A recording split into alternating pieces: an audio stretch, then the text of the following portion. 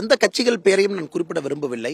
யாருக்கிட்ட பேசணும், யாரு பேசிக்கிட்டு இருக்காங்க, என்ன நடக்கணும். ஏன்னா இதில் வந்து அலையன்ஸை பொறுத்த வரைக்கும்னா இது ஒரு வியாபார சந்தைக்கடை இல்லைங்கண்ணா.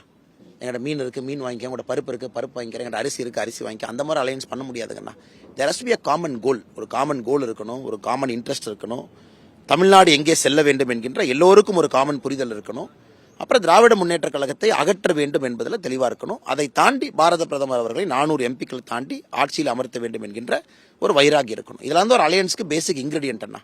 அதனால் நான் கட்சிகளுடைய பெயரை குறிப்பிட விரும்பவில்லை. நம்ம தலைவர்கள் யார் எங்கே பேசணும், யார்கிட்ட பேசணும், அல்லது யார் எங்ககிட்ட பேசிட்டு இருக்காங்க, அது எல்லாம் என்ன நடக்கணுமோ நடந்து கொண்டிருக்கிறது. கருத்து கணிப்பு பார்த்துருப்பீங்கன்னா தமிழ்நாட்டுக்கு டிஎம்கே அதிகமாக சீட்ஸ் வின் பண்ணுவாங்கன்னு சொல்லி அந்த இது இருந்துச்சு. ஆனால் இன்னைக்கு பாரதிய ஜனதா கட்சி எங்கே இருக்கணுமோ அங்கே இருக்கிறோங்கண்ணா. We are very happy with where we are. 20% வாக்கு சதவீதத்தில் இருக்கிறோம். இன்னும் ஒரு மாதத்திற்குள்ள கண்டிப்பாக நாங்கள் 25-27% தாண்டிடுவோம். நிச்சயமாக மக்களுடைய அன்பு நம்ம பக்கம் இருக்குது. நீங்கள் 23% தாண்ட ஆரம்பிச்சிட்டிங்கனாவே கன்வர்ஷன் ஆக ஆரம்பிச்சிடும் ஒரு சீட்டுமே. அதனால் நாங்கள் தெளிவாக இருக்கின்றோம். இன்னைக்கு பிப்ரவரி முதல் வாரத்தில் பாரதிய ஜனதா கட்சி எங்கே இருக்க வேண்டும் என்று பாடுபட்டு கொண்டிருந்தோமோ எக்ஸாக்ட்லி அங்கே இருக்கும். மார்ச் முதல் வாரத்தில் எங்கே இருக்க வேண்டுமோ அங்கே இருக்கிறோம். ஆனால் ஓட் ஷேர் தான் முக்கியம்ண்ணா. சீட்டு கன்வர்ஷன் யாருனாலே ப்ரெடிக்ட் பண்ண முடியாதுங்கண்ணா. சீட்டு கன்வர்ஷன் ஒரு 3 கார்னர் 4 கார்னர் ஃபைட்டில் யாருனாலையும் இந்தியாவில் சீட் கன்வர்ஷன் ப்ரெடிக்ட் பண்ணவே முடியாது. நீங்கள் 20% தாண்டிட்டீங்கன்னாகவே மொமெண்டம் உங்கள் பக்கம் வந்துடும். அதனால் நான் சீட் கன்வர்ஷனை மட்டும்தான் நான் பார்க்குறேங்கண்ணா. நான் வந்து குறிப்பாக வந்து ஓட் ஷேர்னு பார்க்குறேன்.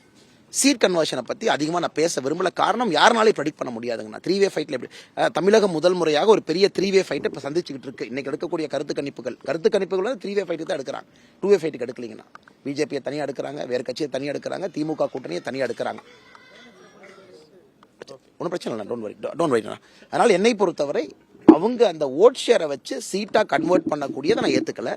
ஆனால் ஓட் ஷேர் பாரதிய ஜனதா கட்சி அதிகமாக கொண்டிருக்கிறது என்று ஒரு கருத்து கணிப்பும் சொல்வதை நாங்கள் வரவேற்கின்றோம். அதுதான் கள நிலவரம், அதுதான் உண்மை. குடியுரிமை திருத்த சட்டம் வந்து கண்டிப்பாக தேர்தல் கூட அமல்படுத்தப்படும் அமித்ஷா சொல்லியிருக்காங்க. இதனால வந்து பாத்தீங்கன்னா சிறுபான்மையினரோட ஓட்டு வந்து வரது வந்து பாதிக்கப்படாது. கூட்டணி அண்ணே, நம்ம ஒரு டெசிஷன் எடுக்கும் பொழுதுங்கன்னா சிறுபான்மை பெரும்பான்மை இவங்க அவங்க அப்படிலாம் மோடிஜி டெசிஷன் எடுக்கிற ஆளே இல்லைங்க. நாட்டுக்கு எது நல்லது அது மட்டும்தான் நம்முடைய பாரதிய ஜனதா கட்சியினுடைய நோக்கம். இன்னைக்கு இந்தியாவில் இருக்கக்கூடிய குடியுரிமையில் இருக்கக்கூடிய எந்த சிறுபான்மையருக்கும் சிஏஏனால பிரச்சனை இல்லை, யாருக்கும் இல்லை. இது குறிப்பாக இந்தியாவிற்கு வெளியே நம்ம ஏற்கனவே பேசியிருக்கோம். பங்களாதேஷ், பாகிஸ்தான், ஆப்கானிஸ்தான் அங்கிருந்து வரக்கூடியவங்க ஒரு குறிப்பிட்ட காலத்துக்குள்ள யாரெல்லாம் பெர்சிக்யூட்டட் மைனாரிட்டி அந்தந்த நாட்டில் அவங்களுக்கு நம்ம குடியுரிமை கொடுக்க போறோம். குடியுரிமை யாருக்கும் எடுக்க போவதில்லை, புதிதாக குடியுரிமை கொடுக்க போறோம். சிஏஏ நோக்கம் என்னன்னா யாருகிட்டையும் ஒரு சிங்கிள் பர்சன்ட் சிட்டிசன்ஷிப் எடுக்கிறது இல்லை, எடுக்கவும் முடியாது. அரசுக்கே அந்த அதிகாரம் இல்லை. இப்போ என்கிட்டயும் உங்ககிட்ட இருந்து குடிமுறைவை எடுக்கணும்னு அரசு நினைச்சா அரசுனால முடியாதுங்கண்ணா.